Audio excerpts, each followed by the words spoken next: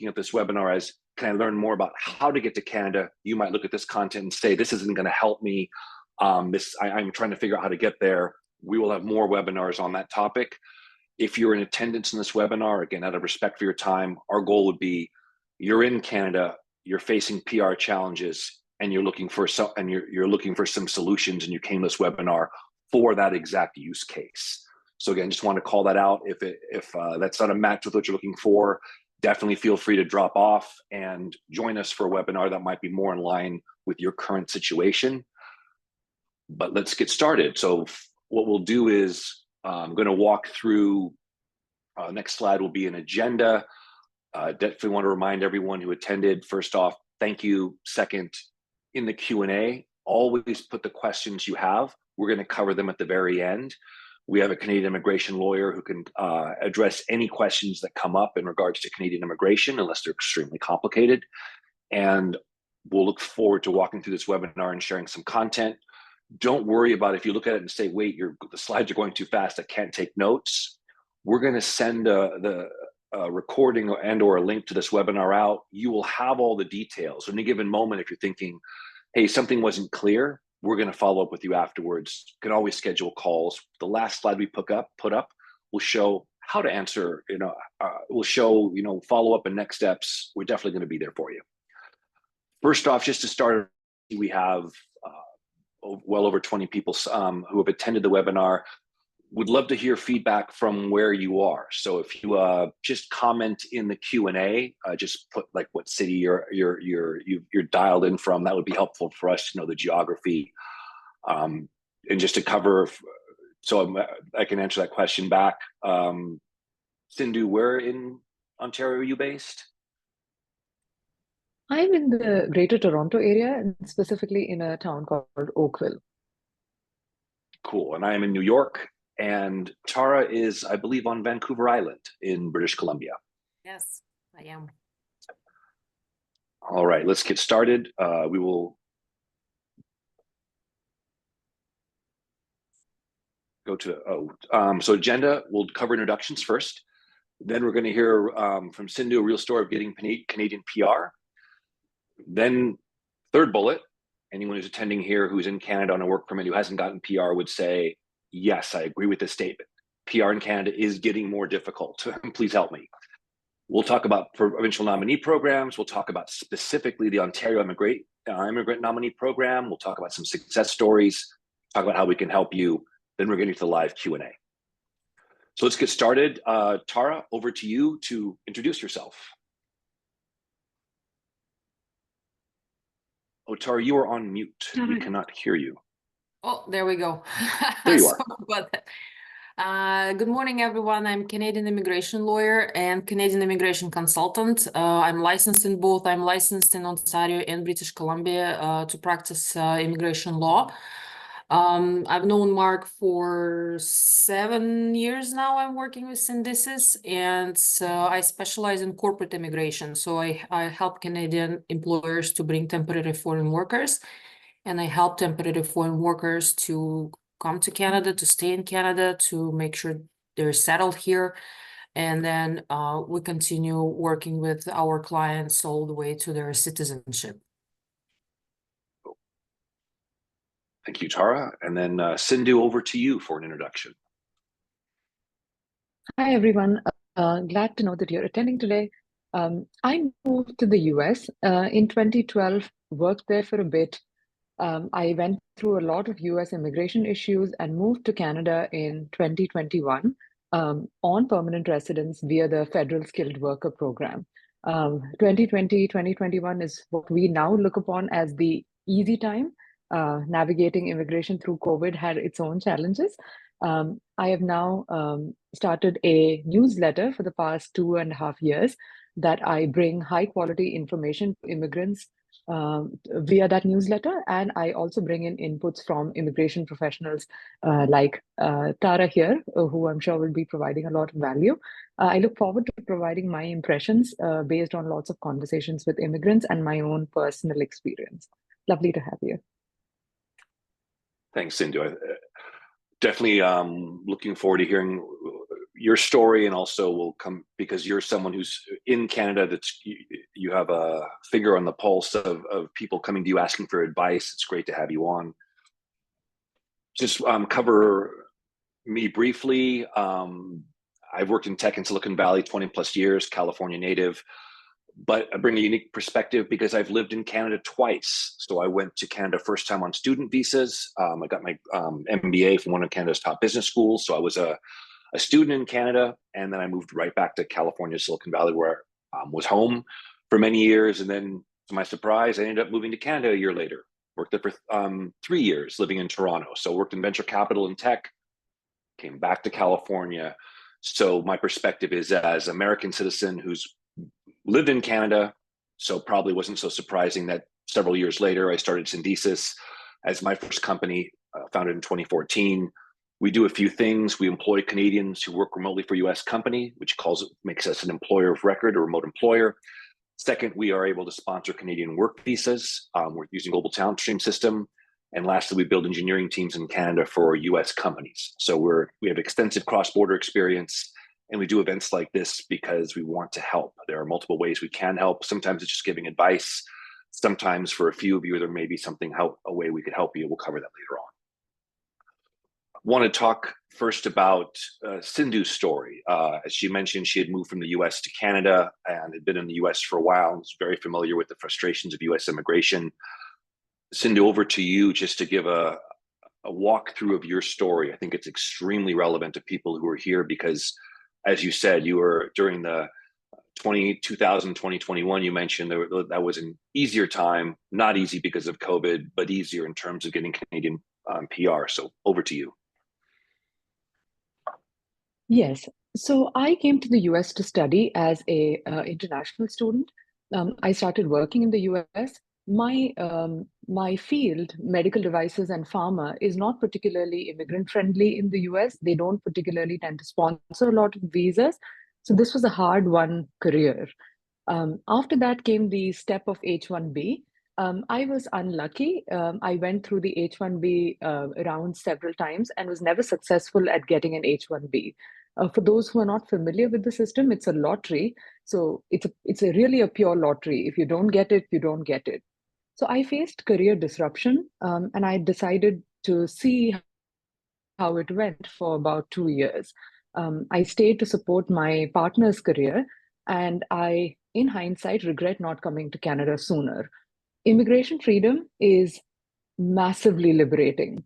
It has allowed me to be more involved in my career, to have leverage in requesting the things that I require, taking those big shots. I work at a startup now. I'm able to do that with confidence because I don't worry about my immigration status. I'm able to make the requests and even demands that I need to in my position as quality assurance. Sometimes we have to take strong stances. All of this is because of the fact that I'm assured in my immigration. I've been able to support my family through both happy and difficult times, sometimes healthcare related issues. All of these are things that I owe to my immigration stability. Immigration is getting harder, but it is worth saying that this is not new. The express entry scores have been high for a long time, and essentially PR is a choosing mechanism, right? The number of temporary residents has increased in Canada. In fact, I was looking up the Statistics Canada figures yesterday. We've gone from 1.3 million to 3 million from 2021 to 2024. That's an increase of 130% in 3 years. And PR has only increased 19.4% in comparison. So there's just a lot of temporary residents competing for a relatively small number of spots. So it's become harder in that sense. But I will add that there's been a bit of immigration jet lag in the immigrant community. There's still this idea that Canadian immigration is equal to express entry. That is the thing that we want to disrupt. I came in 2021 through express entry, through the Federal Skilled Worker Program. That was easier to do at that time. You qualified outright. But I find people waiting for scores to drop. We are in an entirely different era of Canadian immigration now. Waiting for scores to drop that kind of passive approach will not work anymore. You need to be a lot more strategic now with Canadian immigration in a way that you probably didn't need to do as much before. So that's been my experience working with immigrants, talking to them. Getting professional help now is becoming more necessary to craft a strategy, as I'm sure Tara will shine light on. Thanks, Sindhu. That's two things stood out in what you said. The first, earlier you had mentioned, I have to take strong stances at work. I have to be able to express myself and probably disagree with management. I think you and I have probably had this discussion in the past, but for people in the US hoping for an H-1B, I have had multiple conversations with immigrants saying, Mark, I must keep the job, which means I'm not going to rock the boat. I'm not going to be controversial. I will fly under the radar. I will do exceptional work, but I could never risk the job. And what you're saying is, I guess it qualifies as sad but true. You couldn't, in the US, hoping, fingers crossed, to win that lottery, you don't disrupt anything. Same with when you're waiting for a company, your green card application. You never disrupt anything. But you're saying, no, in my career now, if you take the immigration, you make it assured, you can be the best you can be in your role, which requires disagreeing with, as you said, your management team, it sounds like. Absolutely. There are times in every career, every trajectory where you have to take a strong stance and you have to express yourself and even advocate for your particular approach, right? I feel like you have to dilute your stances when you are worried about immigration, because whether or not that's real, whether that threat is real or not, it is very much perceived. And honestly, a perceived threat is enough for you to water down your stance. That's one thing. The second thing is you feel like there's only so many things you can ask of your employer. And when they're spending all this money and time and effort on your immigration, you feel like you don't have any more asks in the bucket, right? You can't ask for that promotion. You can't ask for that raise. You can't ask to go for a conference because they can always say, well, you're spending all this money on your immigration. So there's many ways in which immigration curtails you. And I would encourage people to think about that and take bold steps towards resolving their immigration. This is not a situation you want to take a passive approach on.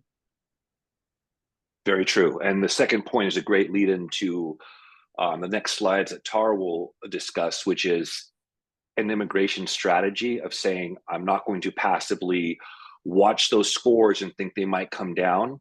Now is the time to say, no, that's not going to, those days are past. There are different provincial nominee programs. There are different immigration strategies. And Tara, you and I have had this conversation. I've had this conversation with other Canadian immigration lawyers. One thing they've always made very clear is, listen, Mark, there are so many programs out there. They come and go. Though you might see one on a website that's happening in Ontario, then one happening out in Nova Scotia. It's constantly changing. And only if you talk to an immigration professional like yourself could you say, okay, because you happen to have some French background or because of this other issue, you may qualify for this. You could be searching for weeks, months, living on Google, and never have all the information that an immigration professional has. So over to you to talk about first, why is it difficult to get Canadian PR? And then we'll walk through some of the PNPs.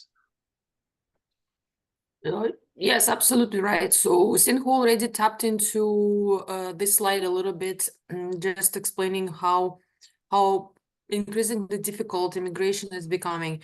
And Canada continues to be a very popular country.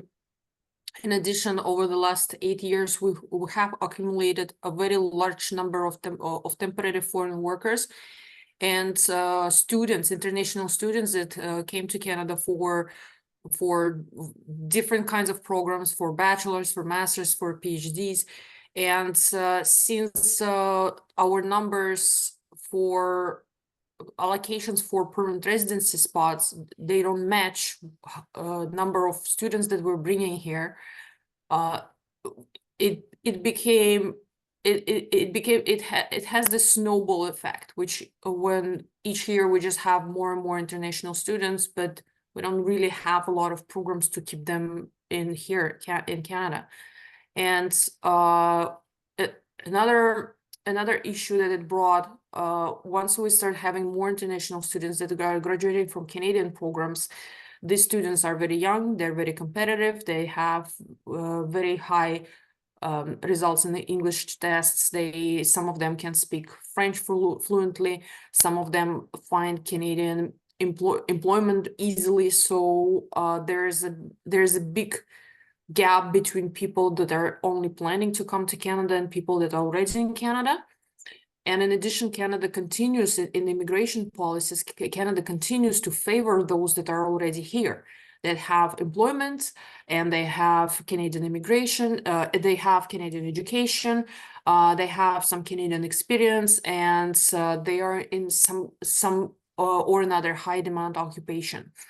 So that was, I guess, one of the issues. Another one that we're having right now is there's a lot of political tension when it comes to bringing more immigrants to Canada.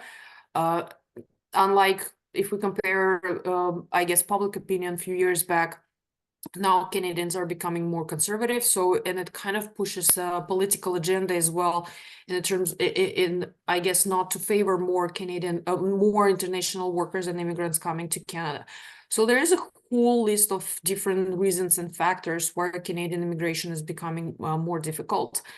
And of course, it also drives processing times. It also drives the higher scores, specifically for express entry. If a couple years back, we would have a client with 435 express entry points, we will be so happy because we would know that this client is certainly going to be selected.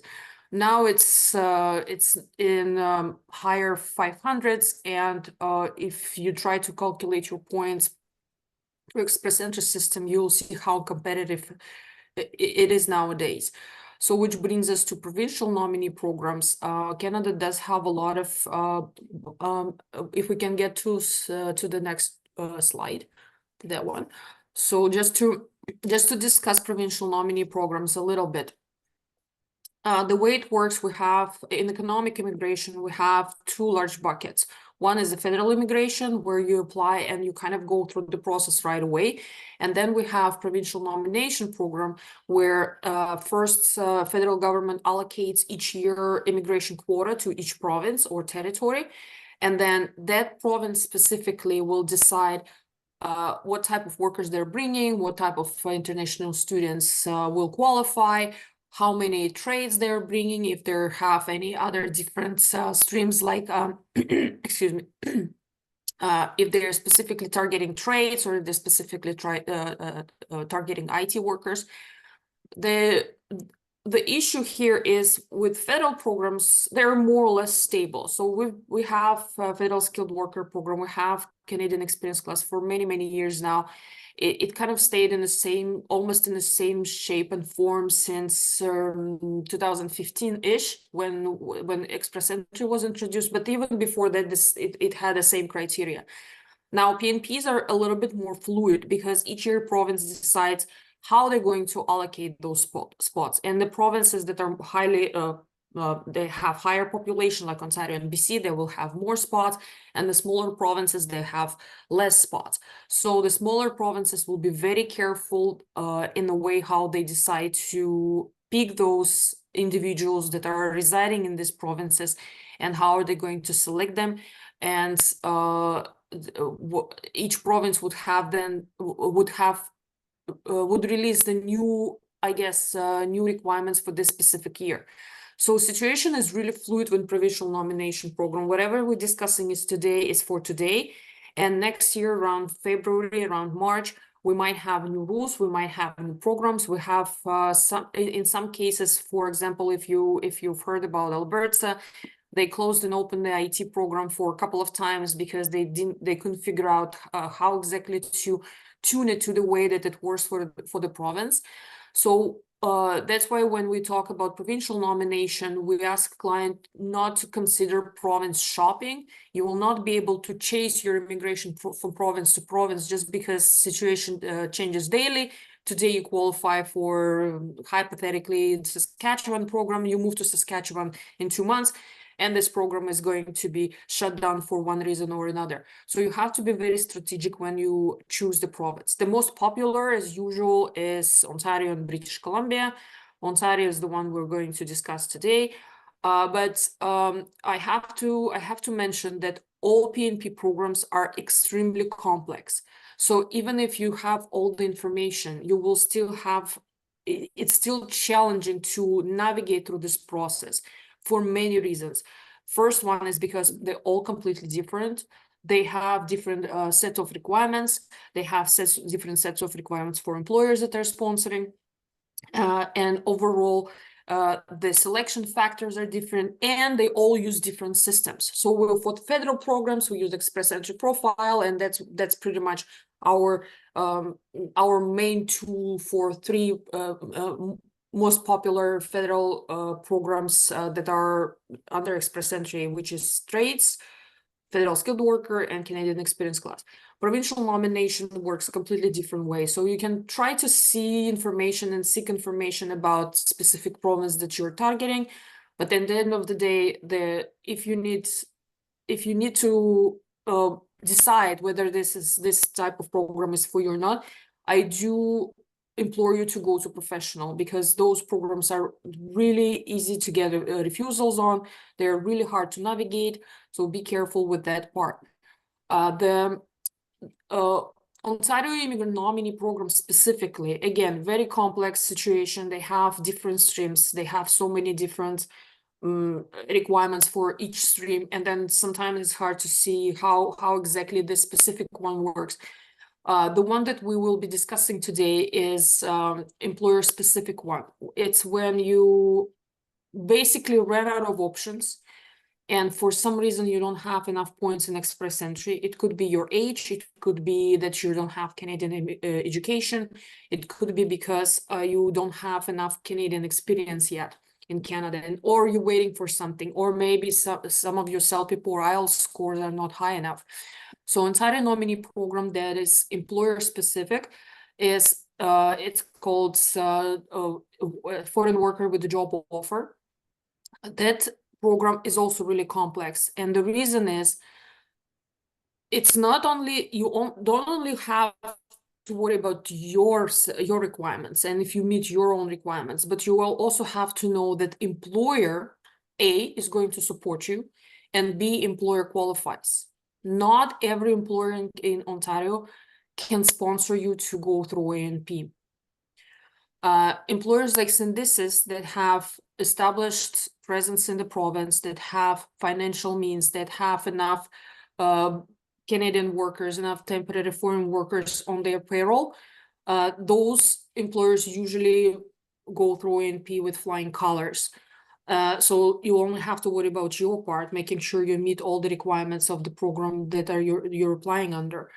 But for employer, one of the things that's, I guess, crucial in here is you will not be able to go through this process without your employer's support. And it starts from the beginning. Although you look at the requirements and you look at the website and you see and you think you understand how it works, because all it says is your employer needs to give you a job offer. And people in Canada, a lot of international students, a lot of temporary foreign workers, they already have job offer in Canada.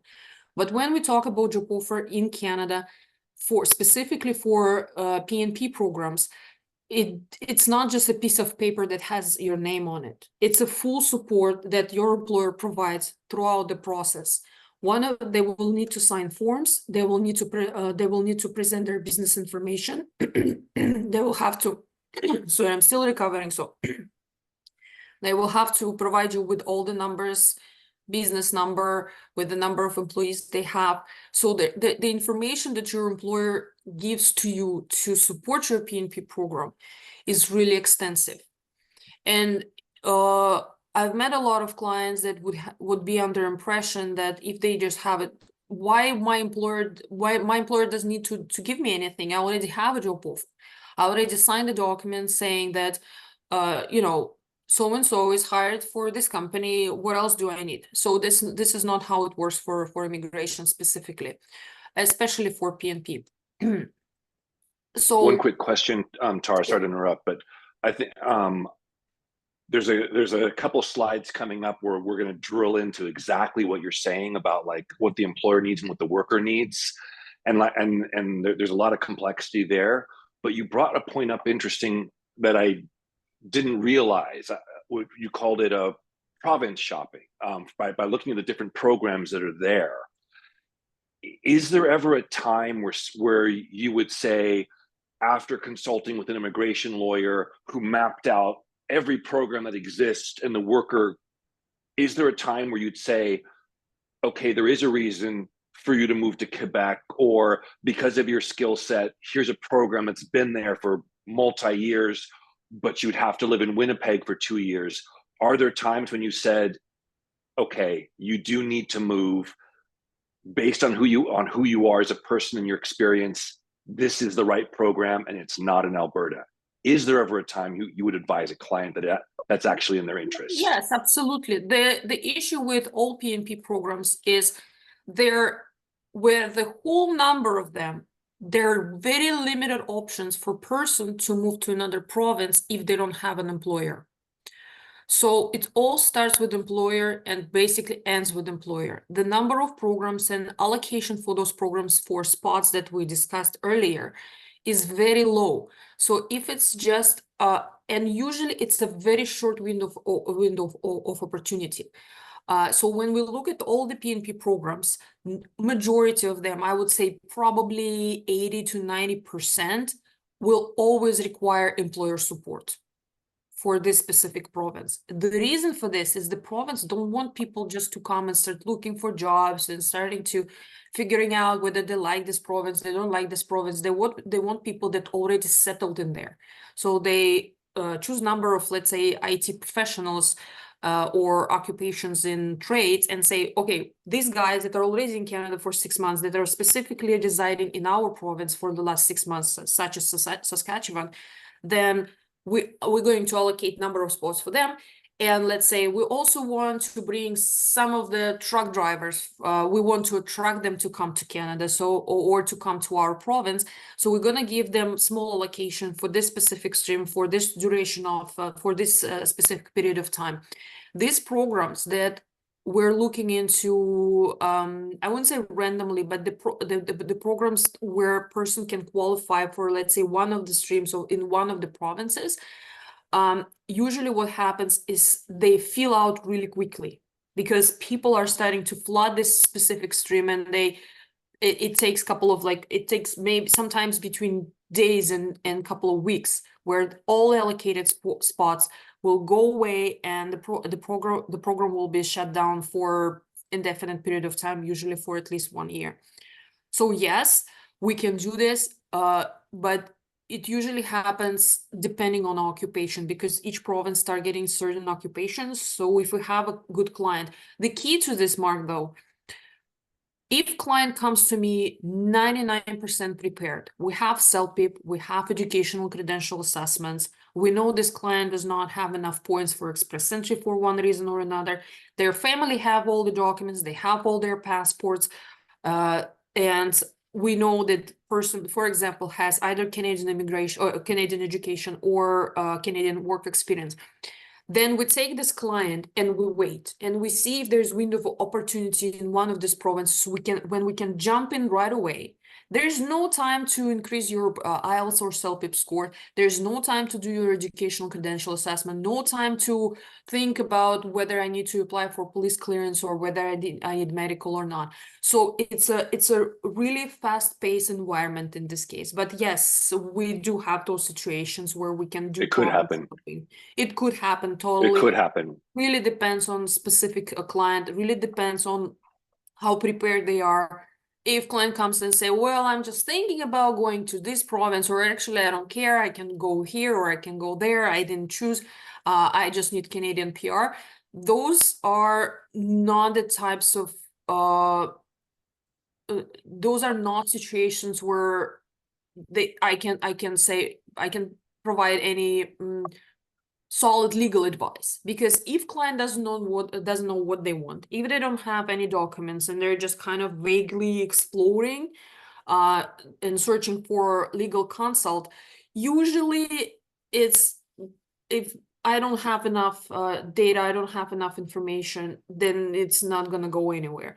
But if I have someone who says, you know, I think I've decided that I'm going to go either to one of the Atlantic provinces, for example, so we already limit our scope to 4 provinces, or someone that says, I'm thinking between Ontario and British Columbia. Then we can target those provinces. We can wait for them to. We already know what's usual set of requirements. If they're opening new program, we'll be the first one to apply. Then client knows what they want. I know what we need, and we're just tracking down what's happening in those provinces specifically. Sometimes Okay. what happens is just very briefly. Sometimes what happens is something opens up in Alberta, for example, and I already have a number of clients that I know will be interested. So we reach out to them and say, hey, we already know that you're 90% ready. This is what's happening in Alberta. Are you in or are you out? So that's one of the scenarios that we usually have. The keyword comes back. The 2 keywords come up: immigration strategy and talking to a professional and telling them, coming to them with facts and having them map it out to you. And then you can say, okay, look, based on this, I'm ready for when these programs change. We mentioned OINP, which is going to be our focus here, which is narrowing down just to Ontario. So again, this is the next, we're going to dive in this one a little bit more. We probably may end up having multiple of these webinars where it's like picking each province and talking in more detail there, because there are so many. We could do I don't think anyone on this call is up for the 7-hour webinar where we slowly go like west to east and work our way through. It's too much. So we're narrowing down just to Ontario. We will have more webinars. We would talk about more, but let's dive into this one more because you started talking about some of the specifics. Back to you for this slide, then we'll talk into employers, employees, how to qualify will be the next 2 slides. Right. So basically it all boils down whether you have a job or not, or whether your profile is strong enough to find a job quickly. The key to this slide is if you had to take away anything, first key is your employer needs to have a solid presence. If your employer is a startup, if you're not sure if your employer is going to support PNP or not, if you're not sure if your employer qualifies, which you're not going to be because you don't have all the information that lawyers usually have about your company that we collect during the assessment stage, then there's very low success rate in those cases. So you have to start with searching for employer that likes and disses will support your application, that will guide you through this application, and halfway through they're not going to drop you for one reason or another reason. So that's what you always start. And then you start worrying about little things like whether do I need to increase my language, or do I need to do something else, like get some additional education, or maybe my wife needs to take another English test. But you always start with the employer, making sure that the job offer that you have qualifies for PNP, and employer can actually support your application from the beginning to the end. It's going to be a long process. It's not something that you can get done in like 30 days. It's a long process when you have to continue working for this employer for a certain period of time. We usually say between at least 6 months is the minimum, but 6 to 18 months, that's how long the process is going to take, where you have to stick with this specific company. Thank you. And we're going to dive into we talked about how to apply it, but there's 2 slides here. One, employer qualifications, employee qualifications. There's a lot here. So when we were talking background about, when you and I were talking about what the employer and what the employee has to do, let's take each of these separately, and just from an employer perspective, you could just walk through and say, here's what it takes. Because you had a really good point when you said, the worker thinks, I can go online, fill this out. It's up to me. I'm in control. And what you've always said to me is, you're like, Mark, no. The website makes it appear the worker's in control, and they go fill this information out. And then it goes over to their company, and their company's like, wait a minute, I have to get involved in this. I didn't even know you were running this process. And as you said, maybe they don't even qualify. So if you could share a few topics, a few items here where you say, this is what it takes for an employer in Ontario to qualify for OINP. Let's go there for a couple minutes. So employer qualification, we have two sets of employers. Well, we have three sets of employers in Canada. Companies that don't support PNP no matter what. Usually those are large corporations such as banks, Canadian banks.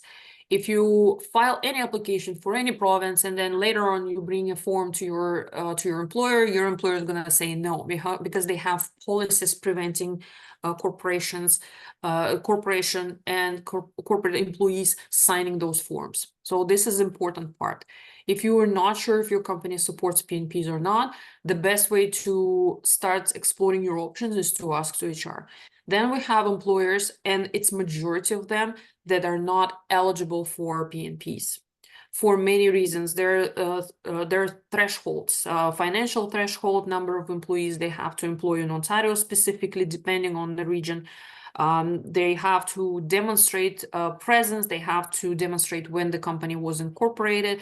So if you're kind of considering going with a small company that have just a couple of employees, you're not even sure if some of them Canadians or not Canadians, it's not going to work. It's highly unlikely that the company will qualify. And then we have companies such as Synthesis, where we already know that company qualifies. They've been successfully receiving those ONP nominations for quite some time, and they're open to support it as well. It usually comes down to compliance. Why employers don't want to support PNPs, because as I've explained, it's not a piece of paper, it's not just a document. A lot of complexity comes to employer and responsibilities to employer to fulfill those terms and conditions of employment. They have to report to the province. So it's a really difficult process for employer, and not all of them. Some employers want to support, but they're not qualified. Some employers just simply they would say no. And sometimes you have an employer who would have 50 to 100 people in Ontario. They might be open to sponsoring you if you're a very valuable employee. But those qualification and involvement usually have a pretty strict parameters. As another example for employer qualification, we would have a company, let's say it's a construction company, and in construction business, just the way industry works, there would be a lot of workers that are contractors, they're not employees. But for Ontario specifically, you need to have employees on the payroll, and it needs to be a specific number depending on the region where you're located. So and lawyers would go to employer and collect all this documentation. So employer needs to be open to the idea that they will be working with immigration lawyers as well to go through this process. So those are, I guess, the basic concept of why employer-specific ONP programs are not as simple as they look on the internet. But I'm really glad to be working with Synthesis on the ONP applications that we have right now in the pipeline. We have very strong candidates there, and HR is doing an amazing job. So those are the things that if you're employed for Canadian corporation, those are the things that you have to look for from your management. Yeah, thanks for clarifying that. There's a lot there. Because you talked about salary expectations and keeping someone on board. There's audits. I think you also pointed out really well. You said people think when they go online, it's self-driven, like I'm in control. And then as you described clearly, it's like, no, the employer, there's multiple places for the employer to say yes and no, and online doesn't say that. And that's too bad. Again, it goes back to talk to an immigration professional. And as we have these conversations, I realize you're sharing that with us in the audience. There's a lot of people out there saying, no, I've got this. And you're like, no, you don't got this. Your employer must be involved. Maybe exactly. The answer is I wish we changed the employment website or the Canadian immigration website to stress that. Now we'll jump over to employee qualifications, because my first question always comes up of, how long do you live in the province? What kind of work permit? Like there's things where you'd say like, these are the minimum thresholds. Over to you to share. What does it take for them? And now we're talking specifically OINP. Someone's in Ontario. What are the qualifications that the employee has to have to make this work? So on the higher level, all Canadian immigration programs, they all require pretty much the same thing. There are very small variations, for example, how exactly a letter of employment should look like, or how your resume should look like, or what information you provide when you put your profile into one of the portals for provincial nomination. But it always boils down to the same number of documents that we always require. Is all your status documents, making sure your work permit is either up to date, or you have a solution, or you have extension, or some form of like you're legally in Canada. If you're not, then we have a different problem. It's always English test results. It's always making sure that you have either education and credential assessment, that you don't have criminal and medical issues. If you do have them, we need to know upfront. We're here to help. So you will not be able to hide anything from a lawyer anyway. So you have to lay out all the potential complications from the beginning during this assessment stage. Because if we know in advance, we can kind of navigate and guide you through the process. But if something pops up later, this is going to be a huge issue. Make sure that you have all the copies of your transcripts, of your diplomas, birth certificates, marriage certificates, that, you know, it's just the document checklist that we have for every immigration program is pretty much the same.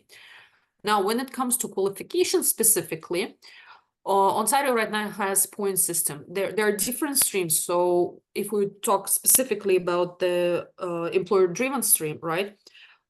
You need to collect certain number of points and wait for the selection. It's similar to Canadian experience class, but it's not the same. So we usually look at each individual. Good news is age is not a factor. So if for express entry, age is a major issue for us. We have a lot of employees that are over 40. They have very little chances of being selected through express entry program. But for employee qualifications for ONP, age is not a factor. And English, yes, you need to make sure that your CELPIP is the highest possible score that you can get, making sure that you have employer support.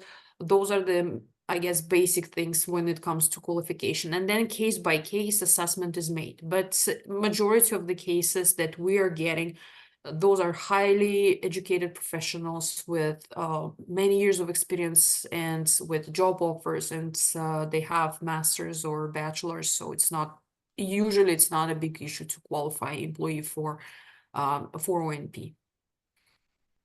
Thank you. As you put, a lot of specifics, that it would be, people would be better off if they got the consultation first, then they can apply in the best way. Yes. That they qualify and that their employer qualifies. Yeah, they have a very strange selection system. BC and Ontario both, they have a really strange selection system, the way they assess and give points. That not everything makes sense in the way they select people. They also have random selections based on occupations, which is also something that we cannot predict. We kind of know usually, okay, this occupation might be selected in the next few months, just based on the statistics that we have from past years. But there's certain, I guess, it's a little bit more vague, where province just goes into the pool and selects and says this occupation, and this occupation. Those are the people that we inviting this time. So again, not it's a very fluid for sure. Thank you. And I know we're down to our last few slides. I want to leave some time open for questions. So to sum up this slide, you'd say, talk to your employer, talk to an immigration professional. Only after you've done that and you're ready, then you'd walk through a process here. Last couple slides before we do get questions, and just want to let everyone know, I see a few questions in the Q&A. A question comes up and you're like, okay, let me ask more about me or my situation. As best we can, we'll answer it, but please put them there, because in about 3-4 minutes, we'll jump over to that side and we'll answer your questions in the last 10 minutes or so. House Indices can help. We're an employer of record in Canada. We've been working in Canada for a decade. We also sponsor Canadian work visas. To Tara's point earlier, we are a qualified employer. We have been around since 2014 in the province. We have a decade, so therefore we have the ability to sponsor for people who work for us, not random people, but you have to be employed by us in our consulting firm. We have the ability to sponsor work visas. one thing we always ask is, if some people says, well, what's my situation? As Tara said, you may work for a Canadian corporation, a bank, an insurance company, a tech company. The majority of people on this call probably work for an established Canadian corporation. In this case, you'd go to your manager, you'd go to your HR department, you'd get an immigration lawyer, you would start the research of, do you qualify? There is a small number of you on this call, you may be working for a global employer of record. You might work for a company like that where you're working remotely for a US or other company, and most of those companies haven't been around or don't have the ability to sponsor work visas. Some of you may also be working for a US company remotely. And again, you're working for a company in Canada that says, we don't have the ability. If they were on the call with Tara, Tara would say, you haven't been in the province long enough. You don't have the, here's multiple reasons why you can't sponsor this work visa. So if a small number of you might be in one of these two situations where you can be like, yeah, that sounds like me. I'm not, working for an established Canadian corporation. If these are your situation, we'll give you a link to reach out to us. Maybe Syndesis can help you. Again, this webinar is mostly informational. We realize there's a small number of people on this call where we may be able to help you.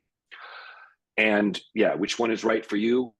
If you're working for a Canadian corporation, as Tara would say, talk to a Canadian immigration lawyer, get your facts. Then you can go to your employer and you can be like, here's how it would work. So the best situation is you sit with your manager and you have the facts laid out for them. And you said, I did my homework. I talked to professionals.